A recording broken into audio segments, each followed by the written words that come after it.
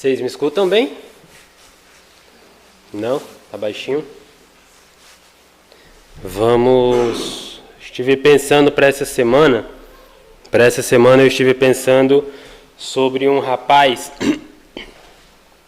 E esse rapaz, ele era muito dedicado no serviço dele. E todos os dias, ele tinha 3 coisas que ele gostava muito de fazer. A primeira era cuidar do planeta dele, arar a terra. Ele gostava de ver o pôr do sol. E um dia ele encontrou uma rosa e essa se tornou a terceira coisa que ele mais gostava de fazer.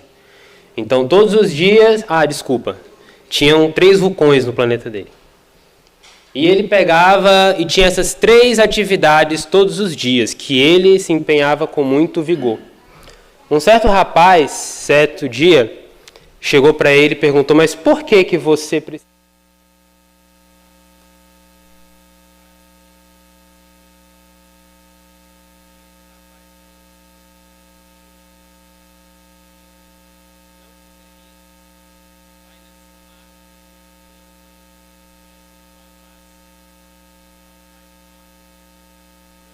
Milenares, que podem armazenar muita água. E se eu não fizer isso, essas árvores grandes, elas vão se multiplicar e vão criar raízes profundas e vão destruir o meu planeta. Esse rapaz era o Pequeno Príncipe. Eu não sei se você já leu essa história, mas ela fala um pouquinho sobre o cuidado que nós precisamos ter com os nossos corações. Gostei muito da reflexão que o Neymar fez, gostei muito das palavras do Lucas também, porque é exatamente sobre isso que nós vamos falar um pouquinho ao longo desse mês. Ao longo desse mês, Jesus vai estar falando conosco por meio dos pregadores. No capítulo 13 de Mateus tem várias parábolas que falam sobre o reino dos céus. O reino dos céus é uma expressão de Mateus particular, e nós vamos estar trabalhando as parábolas, as histórias que Jesus conta ali. Mais importante para hoje é nós pensarmos um pouco sobre o nosso dia a dia. Eu quero começar essa mensagem de hoje, que cada um pense um pouquinho se vocês já gastaram, se vocês costumam gastar tempo pensando nas pessoas que cruzam o caminho de vocês. Você entra no ônibus, tem um motorista lá, aquele você sabe que é o motorista, mas é a pessoa que está sentada no assento amarelo, na cadeira amarela, ou aquela que está em pé e lhe olha assim e depois vira. Já pensou sobre ela? O que essa pessoa gosta de fazer? O que ela não gosta de comer? Às vezes você está andando na rua e passa uma pessoa na sua frente, você já parou para pensar qual é a cor favorita dela? Ou talvez, vamos ser espirituais agora, você já pensou como você falaria de Jesus para essa pessoa? Uma pessoa aleatória. A gente vai sair aqui daqui a pouco e vai ter um rapaz ali numa padaria, não sei se você sabe. Passa por ali e imagina, como é que eu falaria de Jesus para ele? Quando Mateus ele começa a escrever, relatar o que está ali no capítulo 13, ele começa falando: naquele dia, saindo Jesus de casa, sentou-se à beira do mar e grandes multidões se reuniram perto dele, de modo que entrou no barco e se assentou. Isso era um hábito de professores judeus. Professores judeus não ficavam em pés, como os nossos professores fazem. Professores judeus não ficavam nessa posição ou na frente, eles ficavam sentados e as pessoas, os alunos, se sentavam na volta. Que a ideia de ensino judeu era baseada num diálogo. Mais interessante ainda, Jesus entrou num barco. Então Jesus foi pregar e agora ele estava indo pescar. Não, isso era uma estratégia de acústica. Da mesma maneira que em Mateus 5, Jesus subiu no monte para pregar, para ser escutado, ele subiu no barco e foi afastado porque ele estava numa enseada. Então, se ele ficasse falando com aquelas pessoas aqui, quem estava ali não ia escutar. Então, ele se afasta no barco um pouco e fala de uma maneira que as pessoas conseguem ouvir. Uma outra coisa que está acontecendo nessa cena de Mateus 13, versículo 2, é que ali tem muitas pessoas. Tem algumas pessoas que são ricas, podemos supor isso. Tem algumas pessoas que são pobres. Algumas pessoas poderiam estar em luto, poderiam ter perdido alguém, ou poderiam estar indo visitar alguém que faleceu, uma família. Podemos imaginar que é uma praia, né? Então, tinham pessoas limpando as redes. Podemos imaginar pessoas cansadas. Mais que tudo, nós precisamos imaginar que ali haviam pessoas únicas com experiências de vida incomparáveis. Talvez lá tivesse um lutador de boxe. Talvez lá tivesse uma enfermeira. Não sei. Multidões. Em Mateus 13, nós estamos passando ali pelo segundo bloco de ensinos de Mateus, de Jesus em Mateus, e até ali Jesus estava usando comparações. Até ali Jesus disse, vocês ouviram o que foi dito. Mas agora Jesus vai começar a fazer uma coisa diferente. Jesus conhecia cada uma daquelas pessoas, conhecia o caminhoneiro, Jesus conhecia o prefeito, Jesus conhecia o que se passava no coração de cada um, e Jesus começa a contar histórias. Ou melhor, parábolas. Parábolas não são ilustrações, não são metáforas simplesmente. Na verdade, parábolas são histórias que pretendem ensinar algo novo a partir de algo conhecido. A oferta é uma parábola. Todos os domingos nós entregamos por amor, assim como Jesus se entregou por amor. Apesar das parábolas, do uso de parábolas não ser algo inventado por Jesus, ele se tornou um mestre no uso dessa técnica, que se baseava em utilizar histórias terrenas para revelar verdades celestiais. Uma parábola ela tem uma função muito única, que é ocultar daqueles que não querem ver. É falar para quem quer ouvir. Jesus vai dizer isso no versículo 9, quando ele fala, quem tem ouvidos para ouvir, ouça. Amém. Ouvir não significa apenas ter o nosso tímpano vibrando e transmitindo mensagem para o cérebro. Na verdade, ouvir significa ser atravessado por aquele conteúdo. De nada adianta eu vim aqui todo dia, aqui do lado, pegar um microfone e ficar falando. Eu vou atravessar as pessoas mesmo, vou atravessar de ódio, de raiva, de estresse. Porque as pessoas não estarão ouvindo e eu não estarei anunciando, eu estarei perturbando e elas estarão se irritando. Ouvir é ter disponibilidade para receber informações como algo significativo. Ouvir é se aproximar do que está sendo falado, é aceitar que isso é algo. Eu posso até não concordar com o que está sendo falado, mas eu preciso admitir que aquilo é alguma coisa. Então eu vou pegar aquela alguma coisa e vou meditar naquilo. Faz sentido? É certo? É coeso? O que eu faço com isso agora? Jesus, em Mateus 13, começa a propor um desafio que muitas vezes os nossos corações, os nossos ouvidos, cheios de experiência, cheios de sentimentos, cheios de sensações, ideias, planos, não conseguem lidar. Nós já falamos sobre isso várias vezes aqui. Jesus está propondo que nós paremos. Jesus quer que nós cheguemos à praia, olhemos para o mar, porque Ele está ali, Ele quer ser ouvido. Quem tem ouvidos para ouvir, ouça. A parábola do semeador, ela vai falar justamente sobre uma história que talvez para nós ela não se conecte muito bem, porque, via das dúvidas, né? Alguém aqui é agricultor? Alguém aqui trabalha plantando, colhendo e vendendo o que plantou? Tá, então tá certo. Nenhum de nós é agricultor. Nós não sabemos dessa rotina. Nós não semeamos hoje, mesmo que nós saibamos mais ou menos como funciona, nós não semeamos hoje como naqueles tempos. Então é difícil se conectar muito bem com essa história.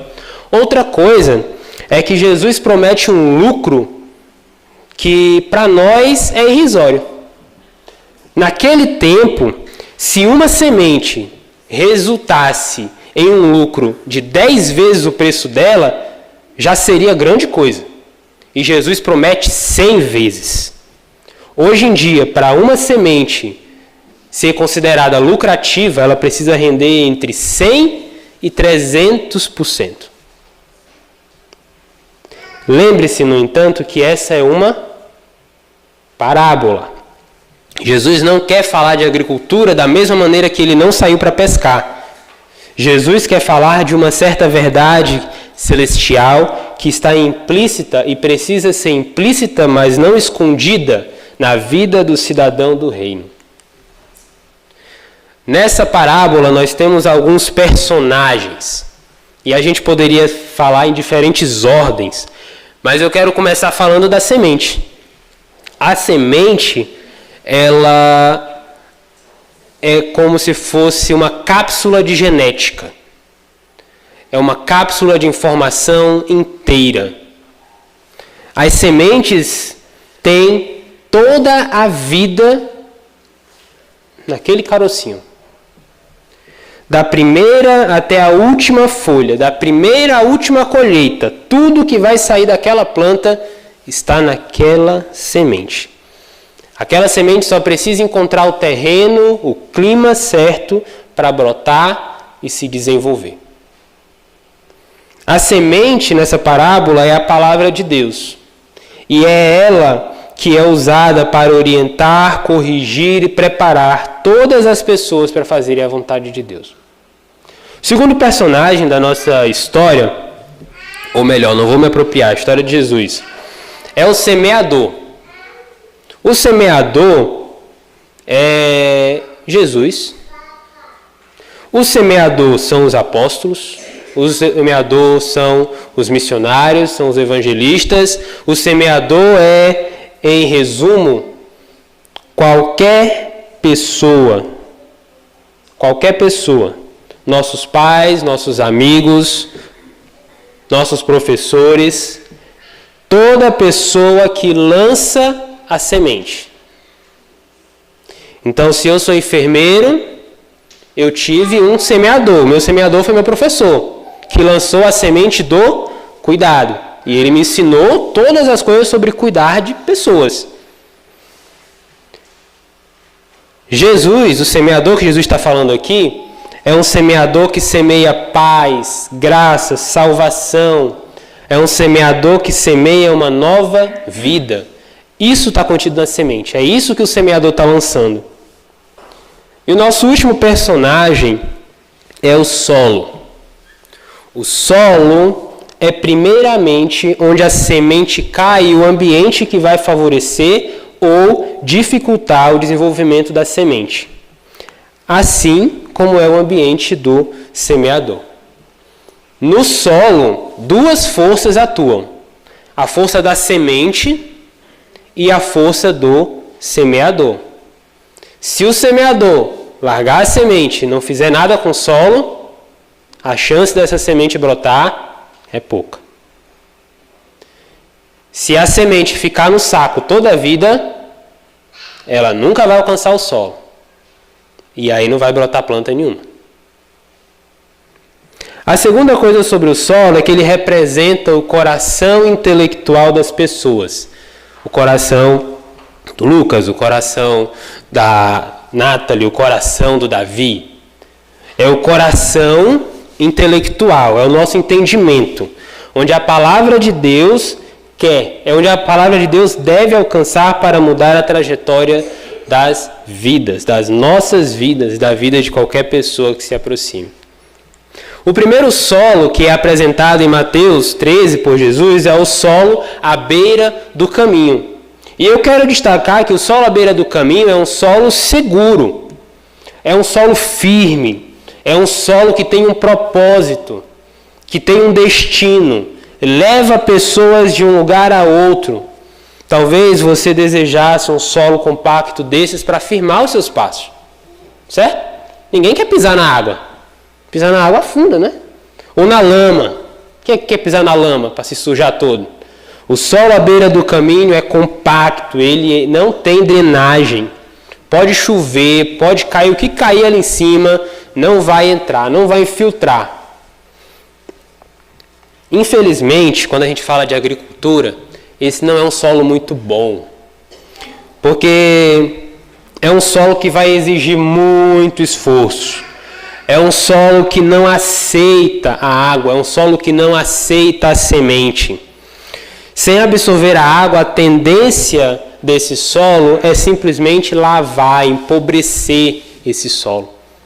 Tudo que eu colocar ali ou vai apodrecer, porque não vai ser absorvido, ou vai ser jogado escoado para outros lugares.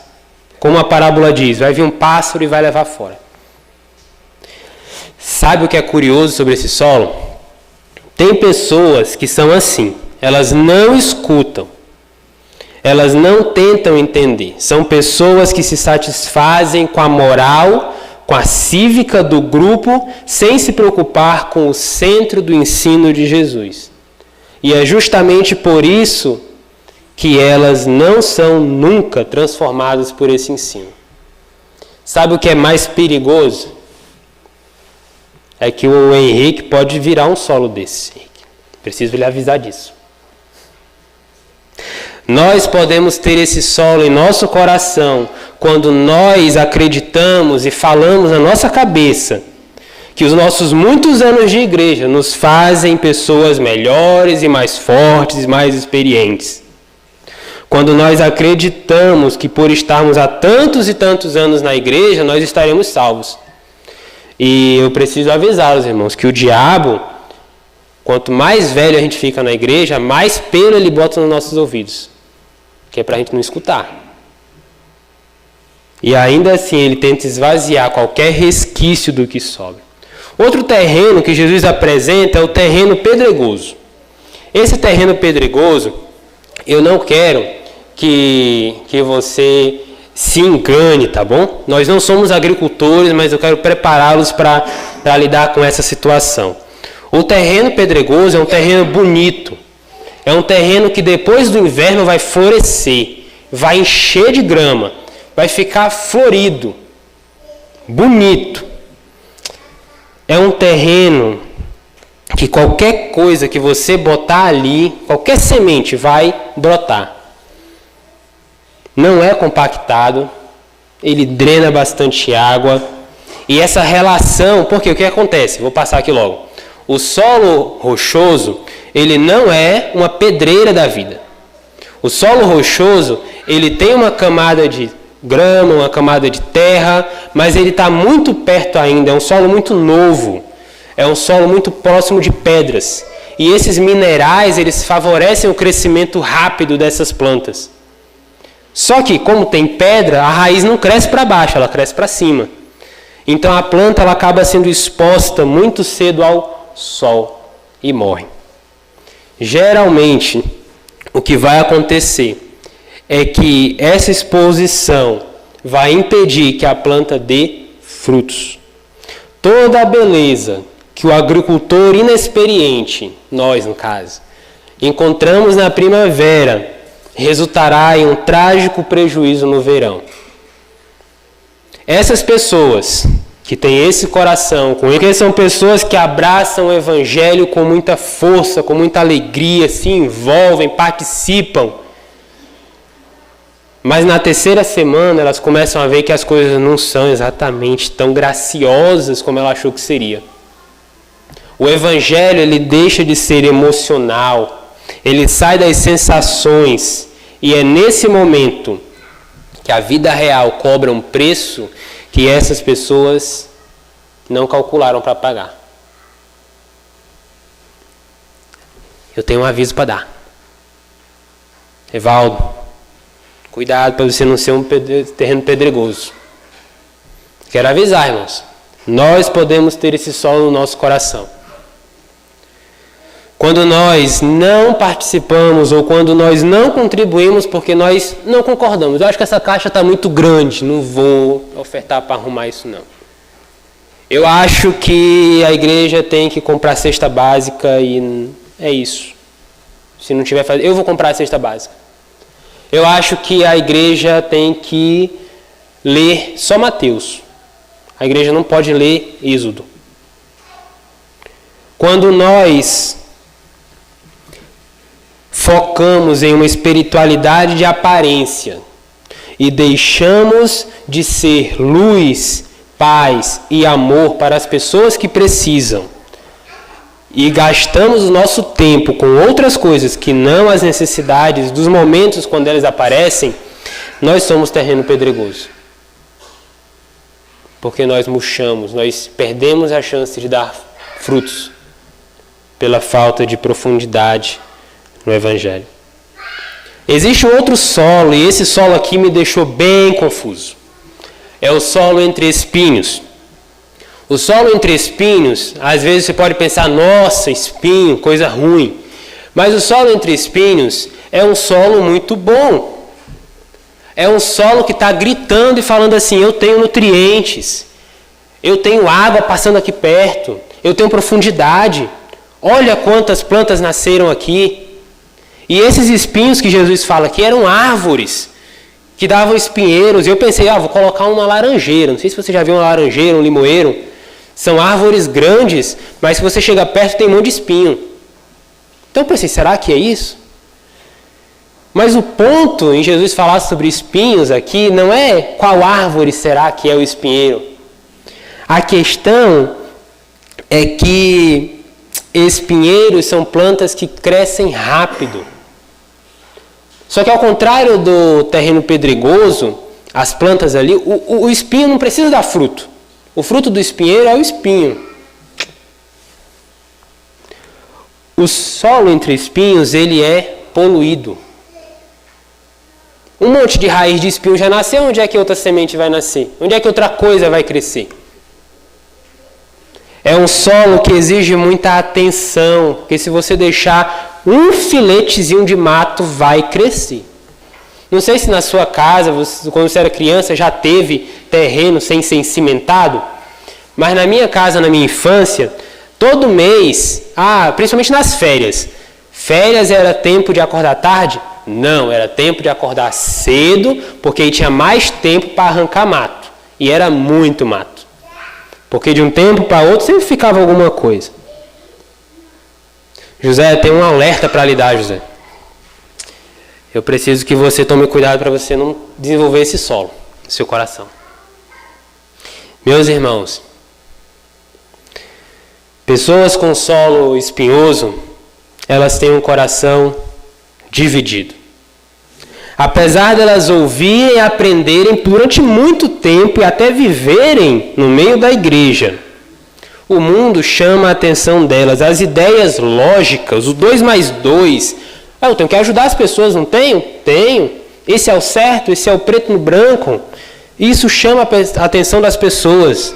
Os resultados práticos e todas as distrações da vida comum impedem as pessoas de amadurecerem.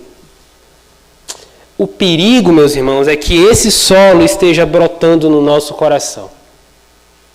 Nós corremos o risco de estarmos vivendo entre espinhos. E eu não estou dizendo aqui que o Rafael é um espinho para mim. Não é isso. Nós não somos espinhos uns dos outros. Eu estou dizendo que quando nós vivemos a nossa vida em Cristo, distraídos com política, distraídos, vamos pegar o exemplo dessa semana, né? Distraídos com futebol, distraídos com o clima, distraídos com autopreservação, distraídos com a vida cotidiana, preocupados em não sermos rejeitados ou em desagradar as pessoas do nosso lado, nós podemos correr o risco de esquecer de vigiar e perdemos a chance de nos nutrir da palavra de Deus, não conseguindo discernir qual é a real vontade dele para nossas vidas. Você está desanimado? Já se identificou com algum desses solos? Quero dar uma notícia boa. Jesus fala que tem um outro solo, que é o solo bom. A tradução literal do solo bom é terra admirável. Terra bonita, terra cheirosa, terra viva, terra pulsante, que você vai ver ali, rapaz, isso aqui vai dar um abacateiro. O resultado óbvio e esperado de uma terra boa é a colheita no tempo certo. É uma colheita lucrativa. As pessoas que têm esse tipo de solo no seu coração, elas não apenas ouvem, como elas escutam, como elas estão atentas e elas buscam curiosamente, esforçadamente entender a mensagem da cruz. Esse exercício, ele é contagiante e atrai as pessoas não para elas mesmas, atrai as pessoas para Cristo. Nós corremos o risco de desenvolver esse solo. Não é garantido. Mas Deus gostaria que nós nos esforçássemos para ter esse solo no nosso coração. Deus quer que nossos ouvidos e nossas atitudes correspondam a isso aqui.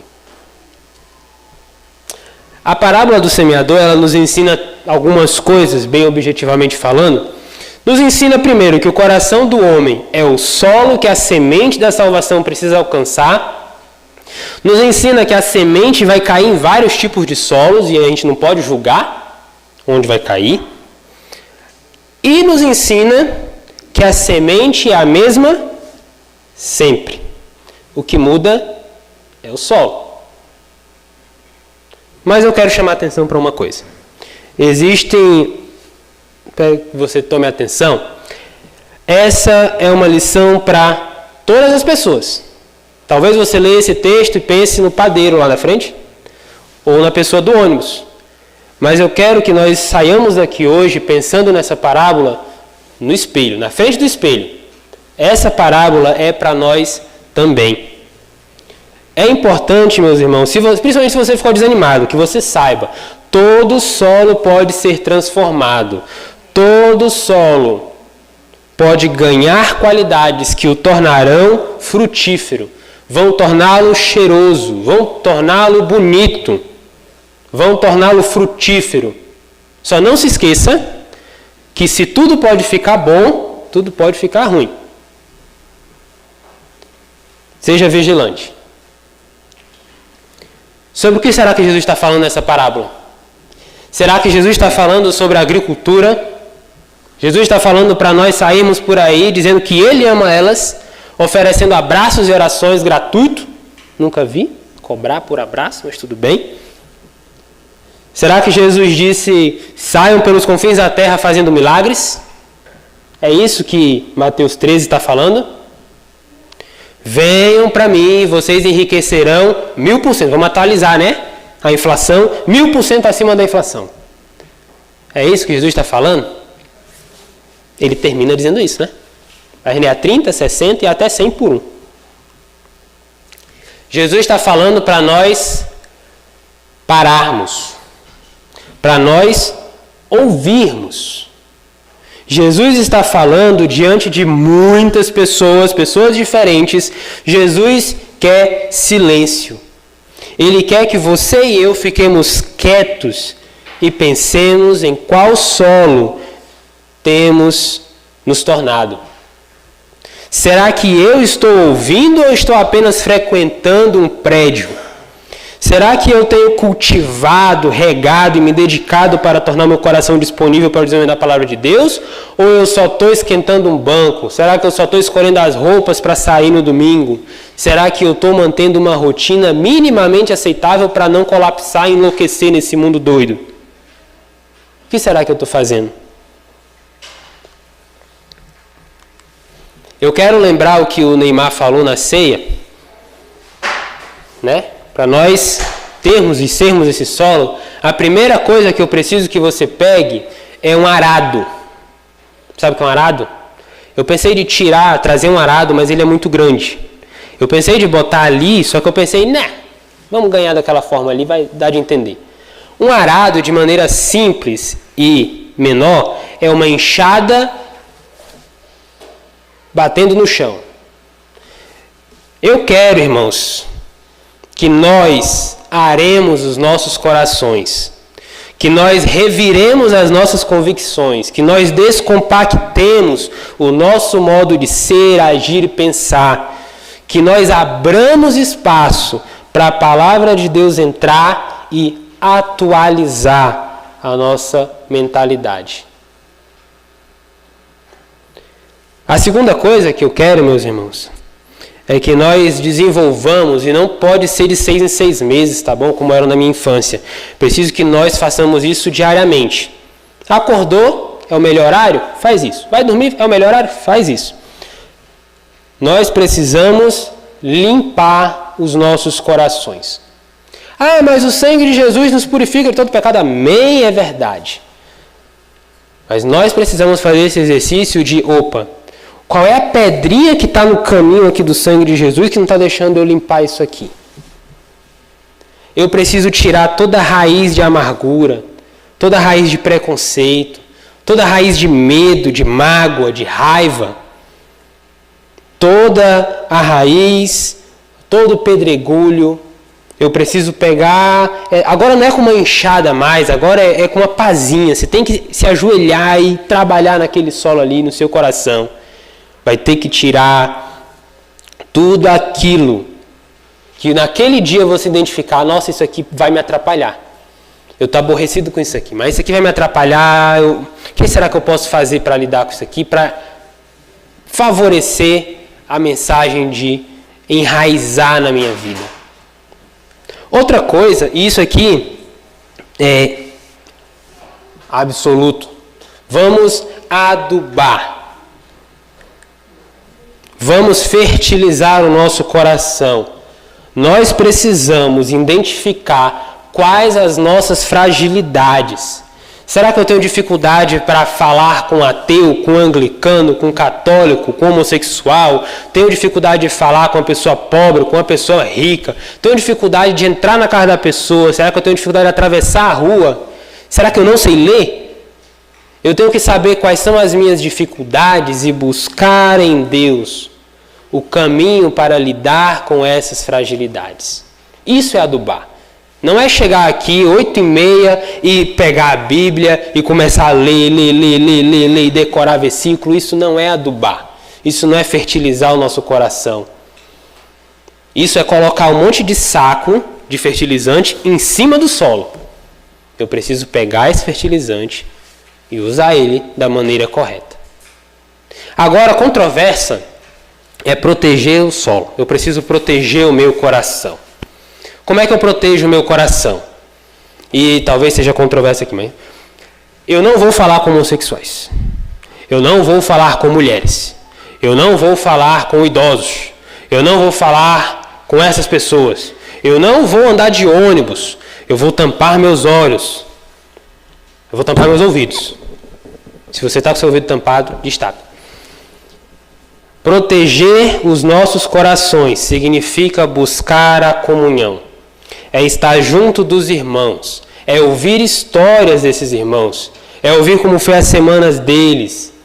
É compartilhar os nossos problemas, as nossas dificuldades. E encontrar nesse atrito, o homem é como ferro, que com ferro se afia, soluções para os problemas da vida. Você pode se afiar na rua, no trabalho, na escola, ou pode se afiar na igreja, com as pessoas que supostamente são cristãs. É uma escolha. Apesar, esse exercício aqui de limpar, você vai imaginar, eu vou pegar um campo lá e vou deixar pretinho, prontinho para plantar as sementes, certo? Plantei, adubei, agora eu vou ter que proteger. Proteger o solo é uma bagunça, tá? Você vai se sentir desconfortável no meio da igreja às vezes? Vai. Mas quando a gente fala de proteger o solo, é literalmente botar folhas secas em cima daquilo que você plantou. Por quê? Isso vai proteger o solo do sol, vai evitar que perca nutrientes. Então não adianta eu me encher de Bíblia, me encher de conhecimento, se eu ficar apenas expondo esse conhecimento para a rua. Esse é o problema das redes sociais hoje em dia. Um problema das redes sociais. Muita gente com muito conhecimento. Mas fica frio. Jesus ama você, José. Amém. Coisa boa. Aqui a gente sabe. Aqui a gente se esquenta com essa mensagem. No celular eu passo. Pronto, acabou. O amor de Jesus passou. Finalmente, nós precisamos irrigar o nosso coração, assumir responsabilidades, seja com uma pessoa mais velha. Cadê o irmão Antônio? Irmã Isaura. Vocês assumem essa responsabilidade. Seja com uma pessoa mais velha, seja com uma pessoa que está há mais tempo na igreja, com uma pessoa mais experiente, com uma pessoa comunicativa que você é, seja com uma pessoa criativa e talentosa. Assuma a responsabilidade de cristão, dono, eu estou me batendo com esse microfone, dono de dons. Deus lhe deu dons, exerça esses dons. Um autor bíblico escreveu certa vez: a sabedoria clama em alta voz nas ruas, ergue a voz nas praças públicas. E, meus irmãos, o convite que Jesus está fazendo hoje é para que nós ouçamos. O solo bom que Jesus anuncia em Mateus 13 é um coração disposto a ouvi-lo. Vamos ouvi-lo. Amém?